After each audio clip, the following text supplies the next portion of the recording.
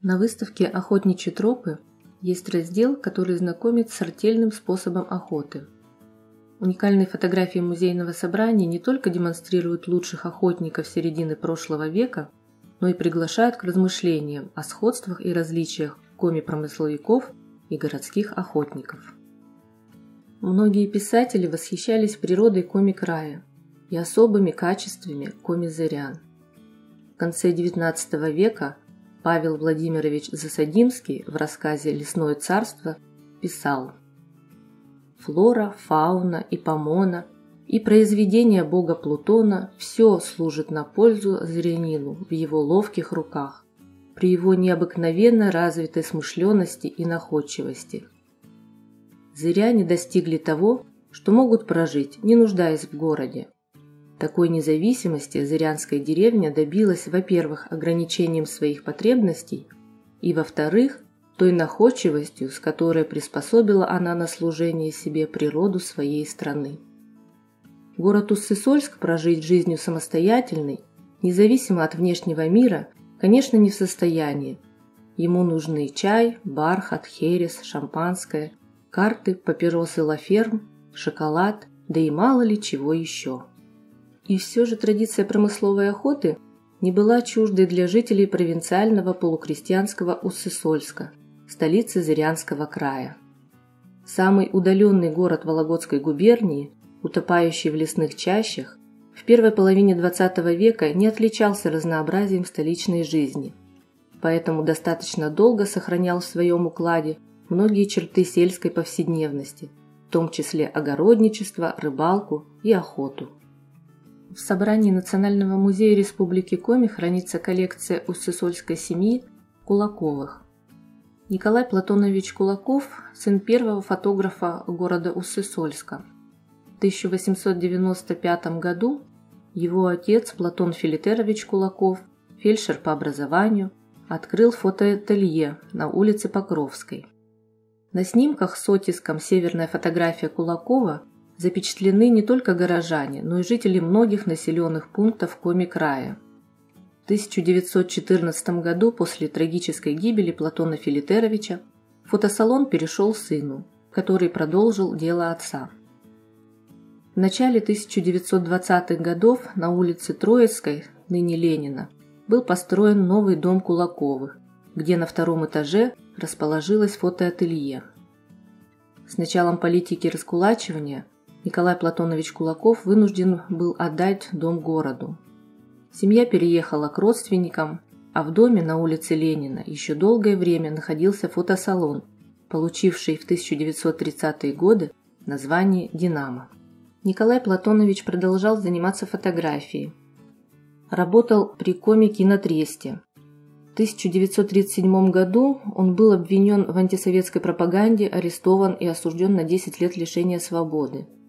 И до 1943 года отбывал срок в поселке Пезмак, Усть-Вымлага, Коми АССР. В конце жизни Николай Платонович уехал из Сыктывкара. Многие десятилетия родственники фотографа бережно хранили портреты жителей Коми-края и семейные фотографии, в которых отражена нерукописная история Коми. Значительная часть фотоархива Кулаковых посвящена и охоте, любимому занятию Николая Платоновича, которая была для него не только досугом. Охота на дичь и на зверя была хорошим подспорьем, чтобы прокормить большую многодетную семью. На выставке представлены и фотографии из альбома «Лучшие охотники Коми АССР», на которых мы видим охотников и сам процесс промысловой охоты, технология которого и в советские годы не изменилась.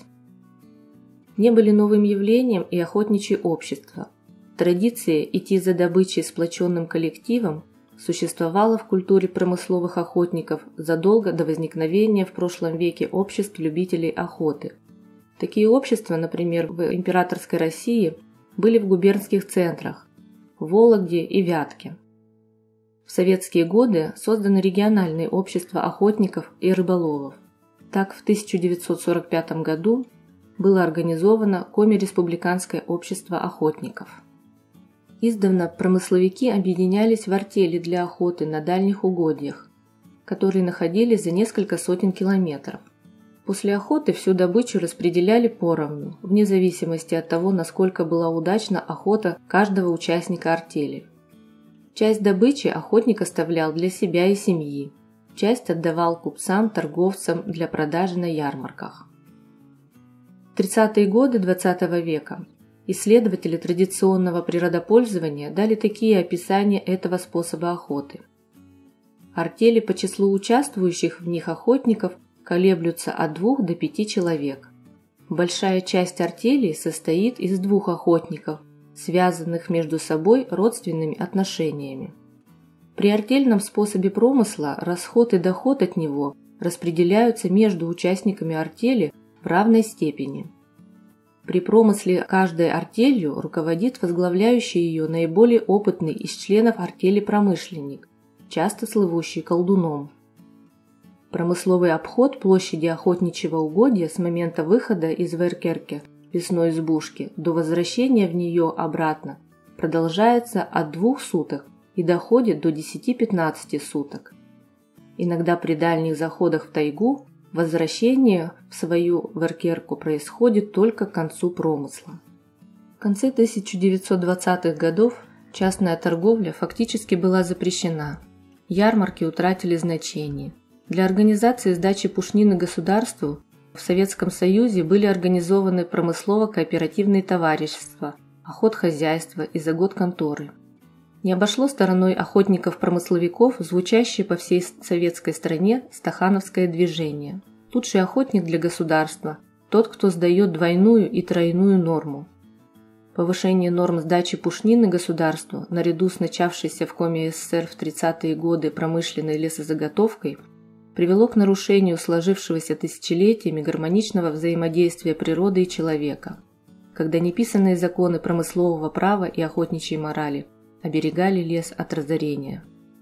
Петерим Сорокин в статье «Современные зыряне» писал: «Чем дальше, тем, конечно, охота будет падать больше и больше, и не так уже далек тот день, когда она превратится из промысла в простой любительский спорт».